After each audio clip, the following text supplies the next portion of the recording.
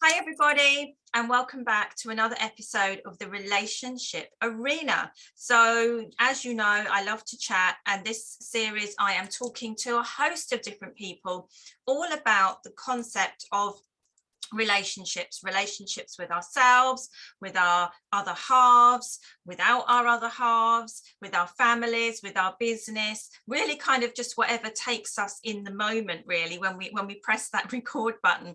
But I'm delighted here today to have the wonderful Mel Byron, who is going to talk about something to do about relationships. But first of all, Mel, thank you so much for being here in my new series. Thank you for having me. I'm really, really honoured to be asked. So thank you. Oh, it's great. So tell everyone a little bit about yourself first before we dive in. Okay. I'm Mel, and among the many things I do, my nighttime job is I'm a comedian. But obviously, I haven't done much of that in the last year and a bit, although it's starting to come back. By day, I do a variety of things. I coach and teach mainly in the last year and a half in speaking skills, because we've been able to do that via Zoom, and really anything to do with my brand is called Happy at Work. So it's really anything that helps people to feel happy and more confident at work. Speaking skills is a huge thing. It's a huge thing. Yeah. And so many people are terrified of speaking in public. And of course, it's part of what I do every night. Not every night, but, many nights. And and I'm really, having come out of the corporate world, I'm really interested in what drives happiness at work, what brings joy. And the fact that, we're even able to talk about joy and happiness at work and being kind to each other, because I think that for a long time people would kind of say, well, it's work. Not meant to be happy. What are you going on about? Yeah. No, I love that. There's so many things there we can dive into. But first of all, I mean, yes, public speaking. So you and I are kind of what I call the weird people that actually love talking in public and having that. I feel really safe on that stage. I feel as though this is my world and that they can't get to me, they can't get up here and get to me. Yeah. But I mean, what is it about that, and being a comedian now, that I think I said to you when we spoke, I just find that really brave. I talk about what I know about, but I wouldn't ever go up there and look to entertain. So how did you get into that? I started doing it back when I was in my 20s. I did it. And I get this kind of does relate to relationship to self, because at the time, I don't know, I was doing all right at it and starting to make progress, but I didn't feel, it wasn't confidence as such. It was a level of comfort about myself and feeling, is this where I want to be? Then I got a nice job which involved travel, and that seemed nice. And of course, when you're younger and you're saving up for a mortgage, PAYE seems like a jolly good thing. And so I kind of went in that direction and then abandoned comedy. And so, for me, comedy, it was when I finally gave up work and I wanted to do something. I gave up my full-time job a few years ago, and I wanted to do something to help people who were in the same position as me, i.e. not happy at work. How can I do this? And then I just had a light bulb moment one day, and I thought, well, you used to do comedy. Why not take the stage and talk about it? And so what I did, again, to do with relationship with self, I suppose, I went and did a course with this guy who teaches comedy to make sure I could still do it. And I thought, oh yeah, I feel comfortable with this now. And not only did I feel confident on stage, I felt comfortable with myself doing it, which is again a different thing, much more than I did when I was younger. So it was great. So now it meant that I could write my show and take it to the Edinburgh Fringe, and the whole show is about how work is driving us all mad. And it was a funny look at it, because what I wanted to do was really, there was catharsis in it for me, probably. Yes. But also for the audience. People will come up to me at the end and go, oh, that was so funny. You're talking about my life. And so I felt like I'd done something good. So that's how I kind of got into it. Did the course, wanted to do the show. But I do, I was doing that comedy, not always paid, because how it works in comedy is that you start doing unpaid, then you get paid, but everybody who's paid still does unpaid gigs to try out new material. The thing is to keep doing it. And so, I was like 3-4 times a week before lockdown, but now it's kind of, did a lot of Zoom gigs, not quite the same, but interesting. Mm. And now putting our toes back in the water of live comedy. I just think, this concept of your relationship with your job and your career. And I'm thinking back, I speak to so many people now who are on the other side of the corporate life, so as to speak, out of the dark into the light and all of that type of thing. And you're so defined. And I remember being really defined by my role, by my title, by the company I worked for. And my whole life was this job, and like you, I traveled, and so this company was my life. And then you decide to leave, and it's almost like a loss of yourself, isn't it? It's a grief. There was, I was made redundant once for a job that I really liked, and I definitely went through that. I definitely went through a grief process. But by the time I'd come out the other side, when I had willingly decided this was enough, I'd gone past that, because I'd been in difficult relationships, because this is our topic, with managers, and there's a lot of that around. Yes. And I just thought, I've had enough of this. And you know what?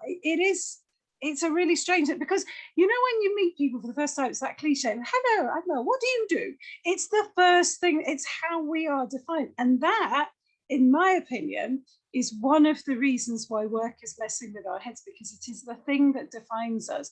When people talk about work-life balance, it really is, because it's not work-life balance, it's balance. Right. It's all of life together, of which work is one piece. So it's not work and everything else. It's work is part of the whole. And so for me, that relationship with work is, it should be as energizing and uplifting as everything else. And if it isn't, what it does is it harms the everything else as well. Yes. And so you thought, I can't be bothered. I call it seepage, when it seeps into the rest of your life. And exactly. Yeah, and really kind of, again, defines how you feel about yourself. It's not like, some people say, well, they go to work and then they just come out of work and they just flip the switch, and I used to dream of working at Starbucks. Other coffees are available, but I used to dream of working at Starbucks when I was in my corporate job. It was oh my God, I want to do that. I want to make coffee. I want to chat to people. And then I just want to turn the lights out at the end of the day without my laptop, without all this work I have to do. And of course, nobody's really doing that, are they? We're all in that sort of complicated relationship. Absolutely.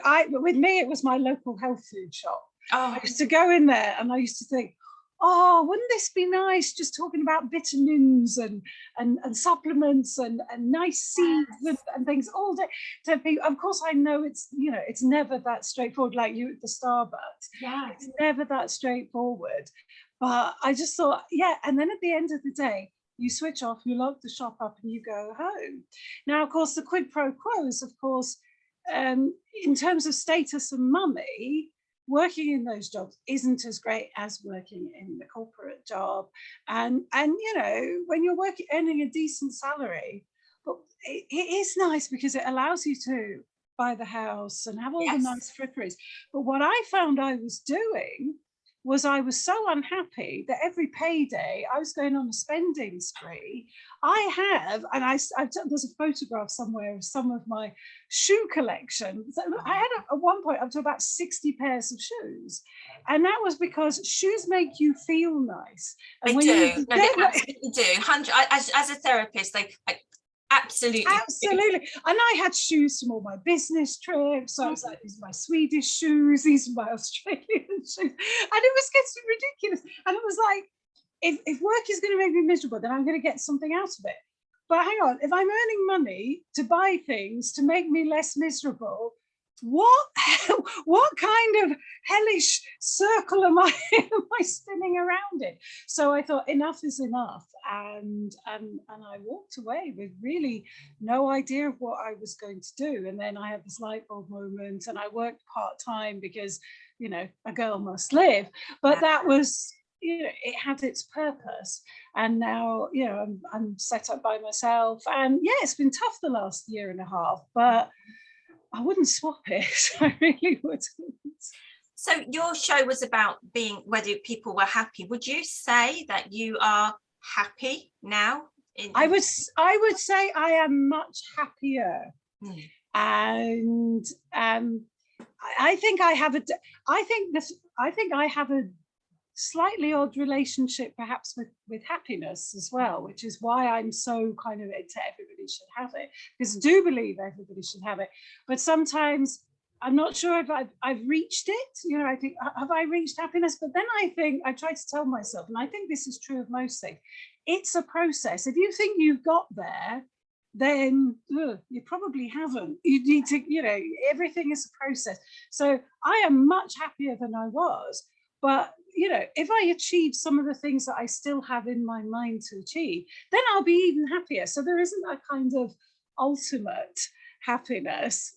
It's just, it's the stages of getting happier. And, I am from where I was 5 years ago when I left my job, from where I was then to where I am now. Oh my God, I earn much less money, but that wasn't the problem. That wasn't the problem. I don't need any more shoes. I don't need any.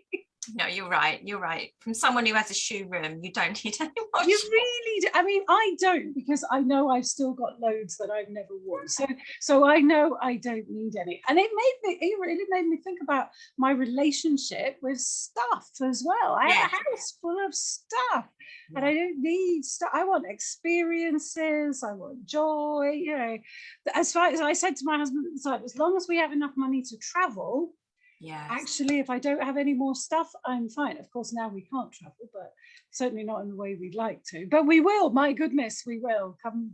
I think that's really interesting. People ask me, what do I miss? And I would say that, I miss the people, and and I guess I missed the status a little bit. I'm quite status driven. But the main thing was that money. But when I was so similar, when I was there, I was just spending it on. I don't even know what I was. Jackets is my thing. So jackets for every single occasion, which in the last 18 months, along with the shoes, haven't even seen the light of day ever at all.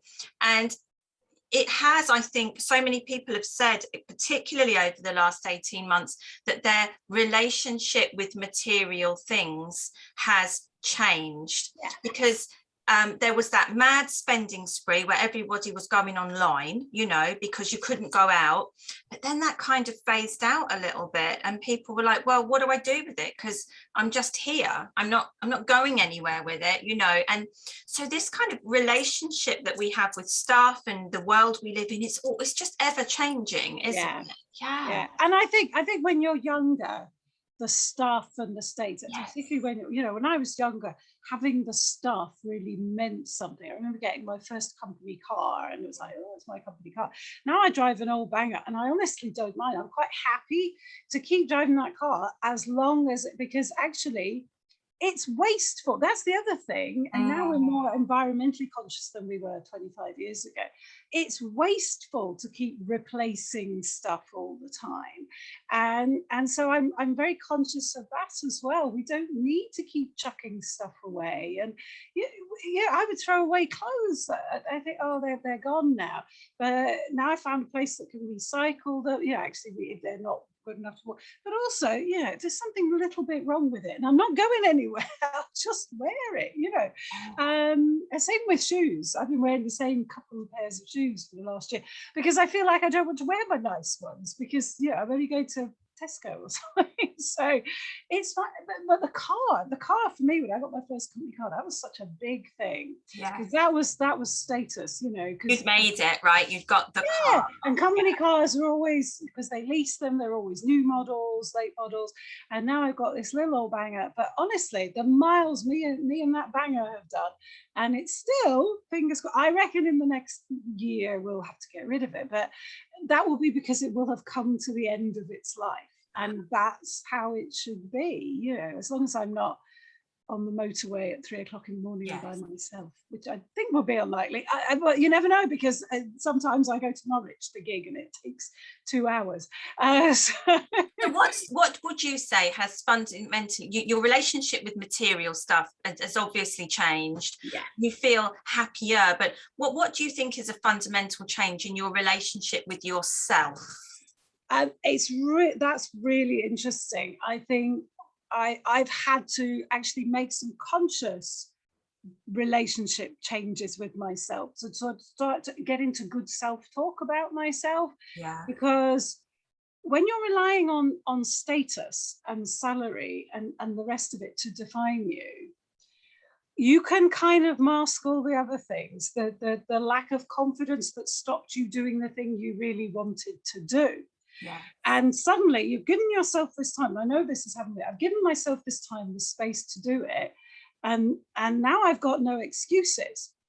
So I'm having to, and it's taken me a while to get to that point where I'm having to get into that self-talk and go, you can do this thing, and pitching myself to people. And whilst at the same, and this is what I teach people in public speaking, sometimes it's not minding that it hurts, that it feels uncomfortable for me to say. I had some pieces in a magazine. It was uncomfortable for me to pitch to that magazine. But now I've done it, it's a real source of joy, because they came back and went, oh, we want some more. And I was like, oh my God. Whereas old me would have thought, oh, do you know, I'm so busy. I just, it's a shame. It's something I'd like to do in the future. Well, now you've got no excuse. There was a really interesting thing happened actually with another magazine that I was writing for. And so I wrote for this magazine, it's online. And I found a copy of the magazine online. I flicked through it. And I was like, oh, my piece isn't in here. And I was quite upset. So I wrote to the editor and I said, oh, so what's, what was wrong with the article? Because I thought, no, you need feedback. Whereas old me would have gone, okay, they rejected you. Shut up, go away. Don't question them. Yeah, leave. But new me is like, hello, what's wrong with my piece? Because I wanted to know. And then she just wrote back and said, you're looking at last month's? You're next. And even new me was like, okay, I don't quite know how to handle this, because I had prepared my brain for rejection. Yes. I hadn't prepared it for acceptance. So I suddenly had to go, okay, hang on, you have to reset the buttons here. And so I wrote back and I said, I'm really sorry, silly me, brain fog and all this, because it's about menopause, brain fog. And then we went back and forth and she went, stop being so self-deprecating. I thought, no, I have to stop being so self-deprecating. Leave it now. Your article's in there. Leave it. Stop fishing now. It's done. Yeah, because it did sound like, in the end, like I was fishing for compliments, which I wasn't. I genuinely wanted to know why they'd rejected me, not why they'd accepted me. Anyway, we're all good now. All good now. We can take a breath. You're here, you're on the other side. And you are literally free tomorrow. You have been isolating, haven't you? I have, yes, which has been a strange thing. And actually, on the one hand, it's given me a lot of time to do more writing than I thought I would have time for. And then I got a couple of small projects in last week, which I was able to do, which I wouldn't probably have had time to do. The weekend, as I said, was really tough because you should have been somewhere. Where should you have been? I should have been at the Edinburgh Fringe doing 2 shows, one on Saturday and one on Sunday. I was doing a revised version of my work show called Bloody Work, and I revised it and updated it, and then I couldn't do it. But that will see the light of day again. And I'm writing a book on the same theme. So those things, nothing's wasted. Nothing's wasted. No. That's the other thing I learned, was that if somebody rejects something, or it's because it doesn't fit in with them, not necessarily because they don't love you. Yes. It doesn't fit the bill, because there's a brief. But also that if I write something and I go, oh, that's a bit rubbish, don't chuck it away, leave it, because it might have a purpose sometime else. Yes. And so I've learned. So I've got this bank of stuff that, I've got a British Library carrier bag full of papers, because I write everything by hand. I write all my notes by hand. Fabulous. It's and neuroscience tells us that the connection between the brain and the hand and the pen, whereas I type up but then I edit by hand. So everything is for a purpose, you know, everything, nothing, even if it's not fully formed and it's a bit rubbish, that's fine, because something was meant to come out at that time though, exactly, right? and that's how we work in comedy. That's how we work a lot, you know, when you talk about the bravery of being on stage, because everybody thinks about it as being brave. It's a part of the bravery is standing up on stage and saying stuff that's not finished. That to me is the real bravery. You're putting, not entertaining people, but actually putting out stuff at a new material night or a work in progress show that isn't ready. And we do that all the time. And then you think, oh, that didn't work, did it? But you can always file it away, because perhaps there was just a little thing, a little light bulb that you need. You go, I know how I can make this work. So you don't chuck it away, you leave it for another day. That, I think, is the bravery of comedy, is putting stuff out there that isn't finished. I think that's a great lesson in life though, isn't it? And I talk about this with clients, you know, and this whole thing about good is good enough. It doesn't have to be perfect. You know, if you want to try something, just, you know, the first step is just getting out there, isn't it? It's just having a go. And, you know, it's a practice. It is a work in progress. Everything is, you know, if you want to have that difficult conversation with a relative, for example, you know, that it's burning away, just make a start, you know. It might be, it might go completely like tits up, you know, but you will feel better because you have leaned in and you have just exactly rather than not doing it. And this comes up a lot with when I'm talking with clients who do and the speaking skills side. Oh, but you know, I look at these TED Talks or whatever and they're perfect. Well, that's because they've been doing it for years. Don't benchmark yourself there. You have to do it a first time to do it a second and a third, but there has to be a first time. And the first time is probably not going to be great. Maybe it will, it doesn't matter. But perfection, if you're aiming for perfection, you'll never do anything.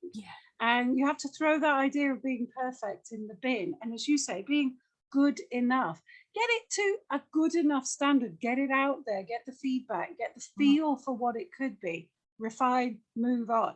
And it's the same with writing. And as I can't remember who it was, a wise person once said to me, write once, edit many times, get it all down on paper, and then your process is edit.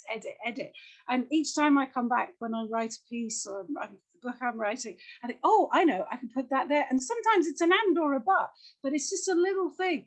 But it's the main thing is I have that material to work with, rather than staring at a blank piece of paper going, I have to churn out something perfect on day one. Nobody does that. Nobody does that. I worked in publishing for years, and I used to think, but right when I was younger, that books came out fully formed, and it was only working in publishing and realizing that actually there's a whole editing process that goes on. It's like, oh, the editor doesn't just do copy editing and punctuation. They actually, they work with you to make it better. And so that's another thing. Sometimes you just need another pair of eyes. You need another pair of eyes to help you. It's not because you can't do it. So that sometimes when you're in there so much, and that's what the great thing is about when you're a comedian, is working with the audience on non-finished work in progress material, because they're your eyes and they're sitting there not laughing. You think, oh God, right, okay, we'll file that for another day, or we'll work on it. You just need another pair of eyes. It doesn't mean you failed. It means you just need some out. So sometimes you can't see the wood for the trees, and that's typical, isn't it? Well, Mel, I could chat so long. Sorry, I am one of life's. No, it's been great, but I want to ask you a question that I'm trying to, can't promise I have, but I'm trying to ask all of my guests, which is this concept of, what is to you the concept of relationship? A relationship is, I mean, in positive psychology, they talk about relationship being a meaningful connection. And I can't think of a better definition than that. There is obviously a downside, is that some relationships are very meaningful, but in a bad way. But and they can influence you. What we're looking for is those positive, meaningful connections with ourselves, with our jobs, not just with people, but with our jobs, with the work that we do.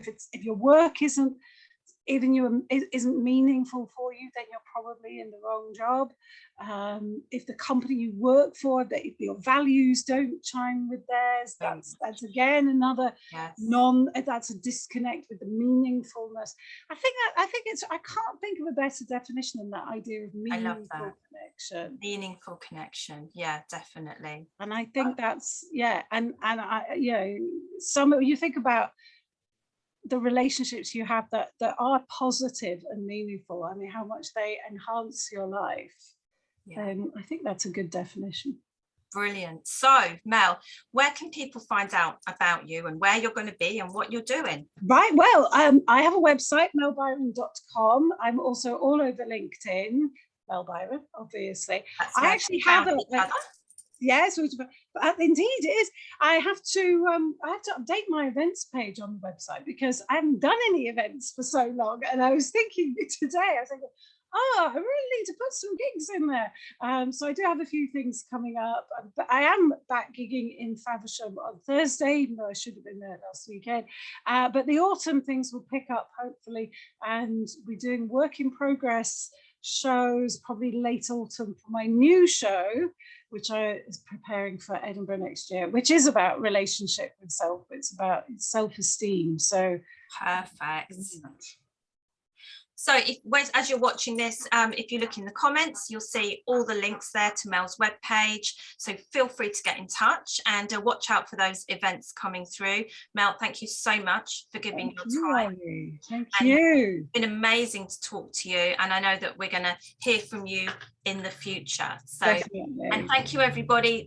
Do the usual YouTube bit. There's new episodes of this coming out every week with fabulous guests. So don't forget to like and more importantly, subscribe, because I don't spam you with loads of stuff, but you will get notified every time a new episode is released. And all the best with all of your relationships. And I'll see you again in the relationship arena. Take care, everybody. Bye-bye.